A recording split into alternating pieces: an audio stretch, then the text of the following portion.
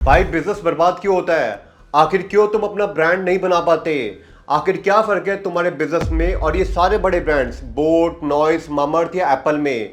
अगर तुमको अगली बोट जैसी बड़ी ब्रांड बनानी है, नॉइस जैसा ब्रांड बनाना है, मामर्थ जैसा ब्रांड बनाना है या फिर एप्पल जैसी बड़ी ब्रांड बनानी है, तो तुमको क्या करना पड़ेगा? इन सभी सवालों के जवाब है 7 पीस। बाबू ये 7 पीस नहीं है, 7 पीस इसके अंदर है। मैं एक एक करके सब पढ़ के बताता हूँ, तुम बस साथ देना। 7 पीस समझने से पहले ये समझो कि 4 पीस क्या होते हैं। बाकी के 3 पीस बाद में समझना, क्योंकि शुरू के जो 4 पीस है उन्हें प्रोडक्ट मिक्स या फिर मार्केटिंग मिक्स भी कहते हैं। तो अगर आप कोई प्रोडक्ट बनाते हो तो शुरू के जो 4 पीस है ये आपको लगेंगे, और अगर आप किसी को सर्विस देते हो तो बाद वाले 3 पीस उसके अंदर ऐड हो जाएंगे। तुम अगर सिर्फ प्रोडक्ट बेस्ड बिजनेस में हो तो भी ये पूरे 7 पीस देखना, जिससे तुम बाद वाले सर्विस एंगल को भी अपने प्रोडक्ट बेस्ड बिजनेस में ऐड कर पाओ। बाबू इंडिया में जो फ्री में मिल रहा है उसे ले लो, क्या पता कब काम आ जाए। सबसे पहला पी है प्रोडक्ट, मतलब तुम जो भी प्रोडक्ट कस्टमर को ऑफर कर रहे हो उसकी ऑफरिंग समझनी है कि तुम कस्टमर को क्या दे रहे हो। और उसके लिए हम सबसे पहले कॉम्पिटिटर एनालिसिस करेंगे, और सबसे पहले हम बनाएंगे कॉम्पिटिटर की लिस्ट। कॉलम ए में कॉम्पिटिटर का नाम लिखेंगे, कॉलम बी में कॉम्पिटिटर के प्राइस लिखेंगे, कॉलम सी में कॉम्पिटिटर के प्रोडक्ट के फीचर्स लिखेंगे, और कॉलम डी में अपने प्रोडक्ट के फीचर्स लिखेंगे। अब कॉलम ई में अपने प्रोडक्ट का प्राइस लिखेंगे। अब कंपेयर करना है कॉम्पिटिटर को अपने खुद के प्रोडक्ट की ऑफरिंग से। इसलिए दोस्त एक चीज याद रखना, जो कॉम्पिटिटर्स होंगे मेक श्योर वो सारे डायरेक्ट कॉम्पिटिटर्स हो, मतलब जो तुम्हारे बराबर के हैं। फॉर एग्जाम्पल, अगर तुम कोई हॉट एंड कोल्ड बॉटल बेचते हो तो तुम्हें कंपेयर करना है उस इंसान से जो hot and cold water bottle बेचता हो, ये नहीं कि जो प्लास्टिक की बॉटल बेचता हो।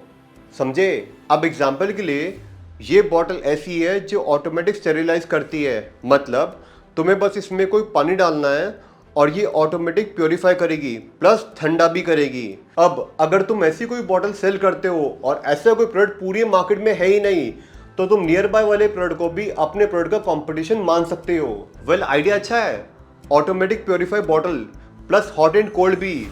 बट बुरी खबर ये है कि कुछ लोग ऐसे बॉटल बेच रहे हैं। बट अच्छी खबर ये है कि वो लोग सिर्फ कुछ है, मतलब समझ रहे हो ना। अब आता है प्रोडक्ट की पैकेजिंग। कॉम्पिटिटर के प्रोडक्ट की पैकेजिंग को चेक करना है और खुद की पैकेजिंग से कंपेयर करना है। और बाबू ये बिल्कुल प्रैक्टिकल है, कोई हवा में कंसेप्ट नहीं है। अगर इम्प्लीमेंट करोगे तो मेजर कर सकते हो कि कितना रिजल्ट्स आए, कितना बिजनेस में चेंज आया। अब जो सबसे इंपॉर्टेंट है वो है प्राइस, और इसमें 2 फैक्टर है, कॉस्ट लीडरशिप और डिफरेंशिएशन। और ये सबसे इंपॉर्टेंट है, और सिर्फ यही रीज़न है कि एमआई इतना बड़ा ब्रांड होने के बाद भी एप्पल क्यों नहीं बन सकता है। अगर तुमको भी सवाल का जवाब चाहिए तो वीडियो का लिंक आई बटन में दे रहा हूँ और डिस्क्रिप्शन में भी दे रहा हूँ, सिर्फ लिमिटेड टाइम के लिए। जितना जल्दी आओगे उतना जल्दी पाओगे, वरना चिड़िया चुग गई खेत तो पछताए होत क्या, कुछ मिलने वाला नहीं बाबू। अभी तक जो तुमने कॉम्पिटिटर एनालिसिस करी उससे तुम्हें समझ आएगा कि तुमको क्या प्राइस रखनी चाहिए अपने प्रोडक्ट के फीचर्स के कंपैरिजन में, और उसमें हेल्प करेगी तुमको ये 2 स्ट्रैटेजी। 99 स्ट्रैटेजी, मतलब तुम अपने प्रोडक्ट का प्राइस एंडिंग विद 9 रख रहे हो, जैसे 299, 499, 999, 199 या फिर 99। इससे लोगों को ये लगता है कि 100 रुपये से भी सस्ता प्रोडक्ट है, मतलब तुम अपने प्रोडक्ट का प्राइस वो रख रहे हो जो 100 रुपये से भी कम का है। भले ही कस्टमर के लिए 1 रुपये का फर्क हार्डली मैटर करता है, बट साइकोलॉजिकली 99 2 डिजिट का प्राइस है और 100 3 डिजिट का प्राइस है। अब 99 का प्राइस लोगों को सेल की तरह दिखता है, जिससे परचेज होने के चांसेस बढ़ जाते हैं। दूसरी है 101 स्ट्रेटजी।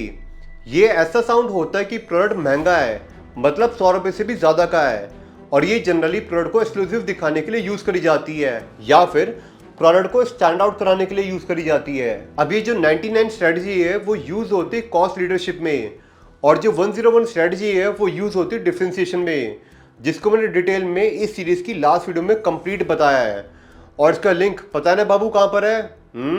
तो जाके देख लो, इससे पहले गायब हो जाए। अब नेक्स्ट भी आता है प्लेस, मतलब अपना प्रोडक्ट या अपनी सर्विस जो देने वाले हो वो किस तरह देने वाले हो, कहाँ देने वाले हो, कैसे पहुँचेगी वो कस्टमर तक। अब यहाँ पे कंपेटिटर एनालिसिस करेंगे कि कंपेटिटर कहाँ बेच रहा है, ऑनलाइन बेच रहा है या ऑफलाइन बेच रहा है। अगर मैं डिस्ट्रीब्यूटर के थ्रू सेल कर रहा हूँ तो क्या वो भी डिस्ट्रीब्यूटर के थ्रू ही सेल कर रहा है? अब बाबू इसको और गहराई से समझने के लिए डिस्ट्रीब्यूशन चैनल समझ लो, जिसमें पहला आता है लेवल 1 D2C, मतलब डायरेक्ट टू कंज्यूमर। अब चाहे तुम फैक्ट्री हो या ब्रांड हो, कस्टमर ने ऑर्डर करा थ्रू वेबसाइट या व्हाट्सएप और तुमने कस्टमर को डिलीवर करा। और ये D2C जनरली ऑनलाइन ज़्यादा काम करता है, ऑफलाइन में कॉस्टिंग बहुत बड़ा चैलेंज बन जाता है। लेवल 2 होता है जब हम लेवल 1 यानी D2C के अंदर एक मीडिएटर ऐड करते हैं। ऑफलाइन की बात करूँ तो पहले मैन्युफैक्चरर, फिर डिस्ट्रीब्यूटर, फिर कंज्यूमर। और ऑनलाइन की बात करूँ तो Amazon, फ्लिपकार्ट, मीशो या किसी अदर मार्केट प्लेस को ऐड करते हैं। एग्जाम्पल के लिए तुम Amazon पे बेचते हो और Amazon कस्टमर को डिलीवर करता है, और इसे टेक्निकली फर्स्ट डिग्री भी कहते हैं। लेवल 3 होता है जहाँ फैक्ट्री होती है, फिर डिस्ट्रीब्यूटर, फिर रिटेलर और फिर कंज्यूमर। अब सिर्फ लेवल 3 नहीं, 4, 5, 6 तुम कहीं भी ले जा सकते हो, एंडलेस है ये। बट प्रॉब्लम ये है कि जितने ज़्यादा लेवल तुम बढ़ाओगे उतना ज़्यादा मार्जिन मार्केट में बटने वाला है।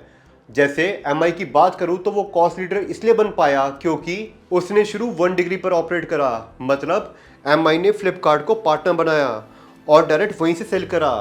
शुरू में कोई भी ऑफलाइन स्टोर नहीं बनाया। पर यहीं ओप्पो और वीवो की बात करें तो उन्होंने ऑफलाइन नेटवर्क भी बनाए, जिस वजह से उनका प्रोडक्ट बिक तो रहा था पर वैल्यू रेशियो सही नहीं बैठ रहा था। मतलब उनका प्राइस टू वैल्यू रेशियो थोड़ा हिला हुआ था क्योंकि उनके प्रोडक्ट लोगों को महंगे लगते थे। और इसीलिए ओप्पो वीवो ने प्रोडक्ट में डिफरेंशिएशन डाला, फीचर्स ऐड करे like moonlight selfie, fast charging.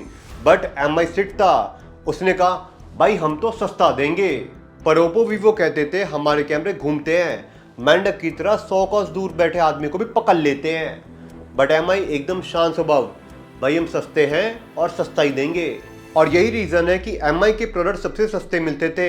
MI market का कॉस्ट लीडर था और यही सब डिटेल में बताया मैंने इसी सीरीज की लास्ट वीडियो में, जिसका लिंक बाबू पता है ना कहाँ है, कमेंट करके बता दो।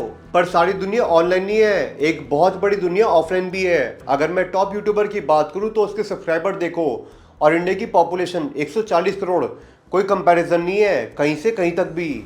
बहुत सारे लोग आज भी ऑनलाइन लेना पसंद नहीं करते, और इसीलिए अगर आपको नेक्स्ट लेवल स्केल करना है तो आपको ऑफलाइन जाना पड़ेगा। और शायद इसीलिए MI के ऑफलाइन स्टोर 4 साल पहले ही खुलने शुरू हो गए। ये तो प्रोडक्ट था। अगर सर्विस की बात करें तो फिजिक्स वाला स्टार्ट किया था D2C, मतलब डायरेक्ट कस्टमर तक पहुंच रहे थे वेबसाइट से, और बाद में उन्होंने ऑफलाइन पेनिट्रेट करना स्टार्ट कर दिया। और ये बात सबको पता है कि अगर पूरे इंडिया को टारगेट करना है तो ऑफलाइन जाना ही पड़ेगा।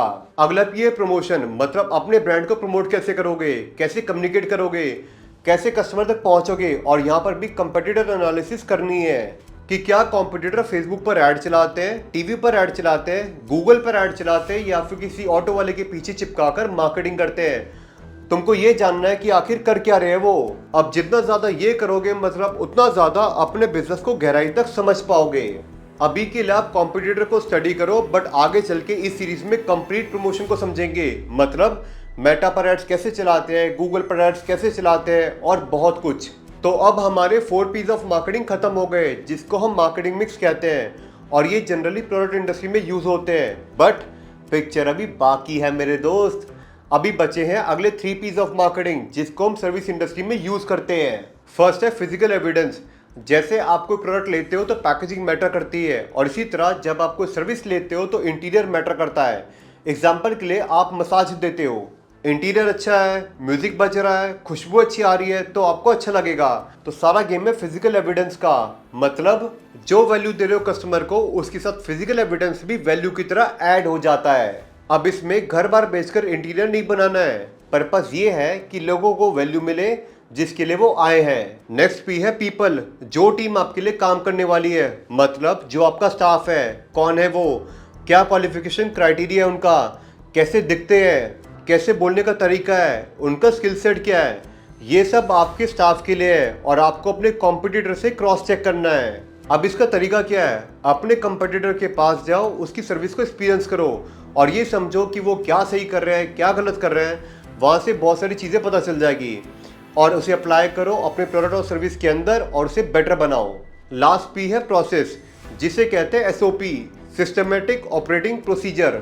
मतलब आपको SOP बनानी है अपने बिजनेस के हर डिपार्टमेंट की, मतलब आपकी बिजनेस में जो भी एक्टिविटी हो रही है उसका एक प्रोसेस बना दो। अगर कस्टमर आता है तो पहले उसे ग्रीट करेंगे, फिर पानी के लिए पूछेंगे, फिर उसे वेटिंग रूम में आराम से बिठाएंगे और बाद में लिटाएंगे। बाबू पूछ के लिटाना, कहीं पता चले थाने में तुम्हें लिटा दे। इन शॉर्ट, आपके कस्टमर के आने से लेकर जाने तक हर एक एक्टिविटी को डॉक्यूमेंट कर दो, जिससे वो एक प्रोसेस बन जाए और आपकी पूरी टीम उसे फॉलो करे। कल को कोई स्टाफ चला गया या आ गया तो वो एसओपी देकर फॉलो करे, जिससे काम सेक्रीफाइस ना हो और बार बार टीम को ट्रेन करके टाइम खराब ना करना पड़े। भाई अब सुनो काम की बात। जो भी सिखाया है अगर फॉलो नहीं करोगे तो सब ज्ञान ही लगेगा। पहले अप्लाई करो और देखो कि क्या रिजल्ट आया और अपने बिजनेस की रिक्वायरमेंट के हिसाब से मैनेज करो। कमेंट करके बताओ अगला वीडियो किस पे बनाऊं और मैं मिलता हूं तुमसे सैटरडे 9 बजे अगली वीडियो के साथ। तब तक के लिए ये वीडियो देख कर जाओ जहां पे मैंने ये सिखाया कि बिजनेस में मार्केटिंग कैसे करते हैं, और ये दूसरी वीडियो है जहां पे ये देख सकते हो कि ट्रेंडिंग और हाई डिमांड वाले प्रोडक्ट कैसे ढूंढते हैं। देख लो इससे पहले कोई भी वीडियो गायब हो जाए। अबे यार, ये लाइट कौन बंद कर देता है? मोहित, जनरेटर चालू कर, अगली वीडियो बनानी है।